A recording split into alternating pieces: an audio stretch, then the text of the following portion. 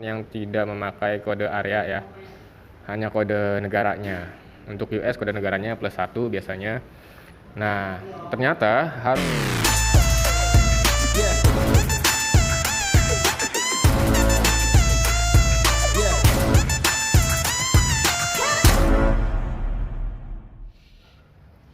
Halo, assalamualaikum. Balik lagi bersama Fauji Ranger di channel yang apa adanya, tanpa settingan, tanpa banyak editan, tapi insya Allah mudah-mudahan banyak manfaatnya. Oke, kali ini saya akan ngobrol-ngobrol tentang kiriman yang dipending, kiriman ke luar negeri ya. Dipending karena ada data yang tidak valid. Ini kebetulan ada kiriman pelanggan yang biasa kirim ke luar negeri, ke Amerika. Nah, kali ini kirimannya dipending karena nomor telepon penerimanya itu tidak valid. Ini dia.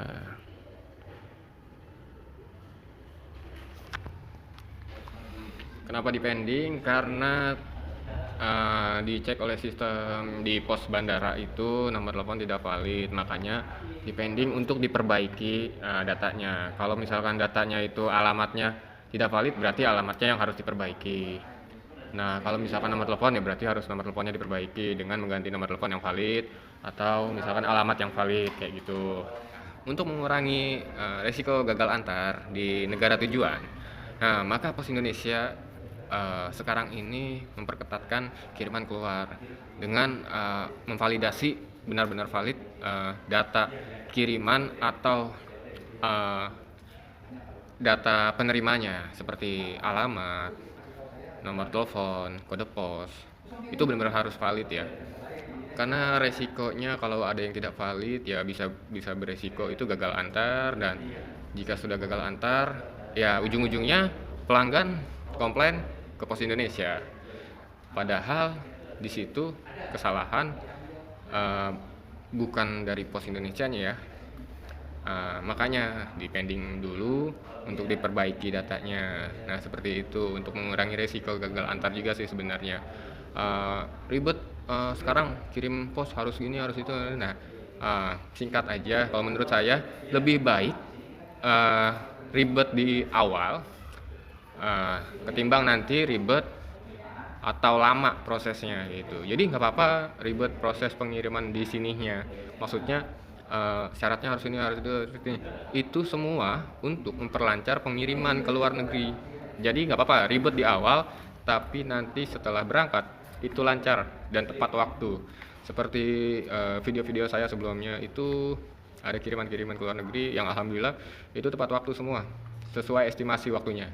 Itu karena apa? Karena isi datanya itu valid dan benar-benar terperinci ya, dari isi kirimannya apa saja, nilai barangnya apa saja, dan nilai barangnya berapa, dan HS code-nya juga harus terperinci ya. Jadi itu semua yang memperlancar juga proses kiriman ke negara tujuan sampai ke penerima.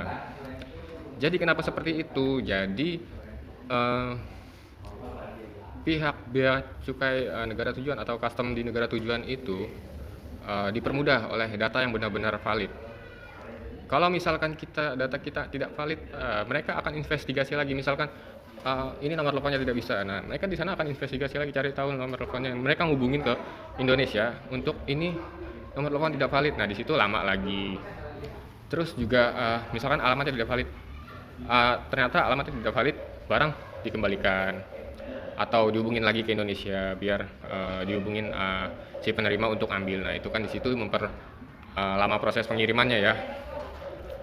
Atau bisa jadi juga karena isi kiriman tidak sesuai dengan datanya. Isi kiriman sebenarnya ada 25 piece tapi di datanya cuma ada 10 piece. Nah itu juga beresiko untuk kirimannya itu ditahan atau dikembalikan lagi ke Indonesia.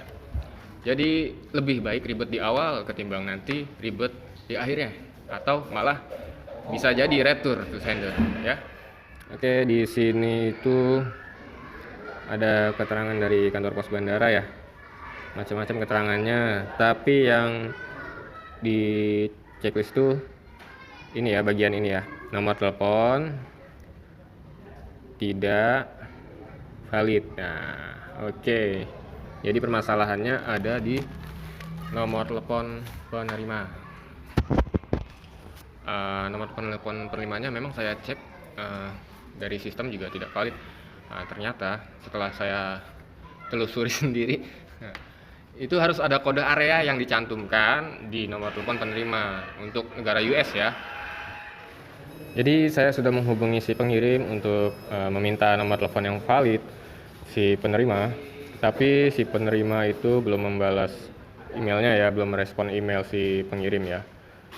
Nah, di sini dia nomor teleponnya hanya seperti ini saja. Kemudian si pengirim itu dia menanyakan apakah invalid itu karena apa. Kalau kode negara atau kode area itu 302 ya. Nah, kemungkinan karena itu. Saya penasaran, saya cek dari sistem, ternyata benar.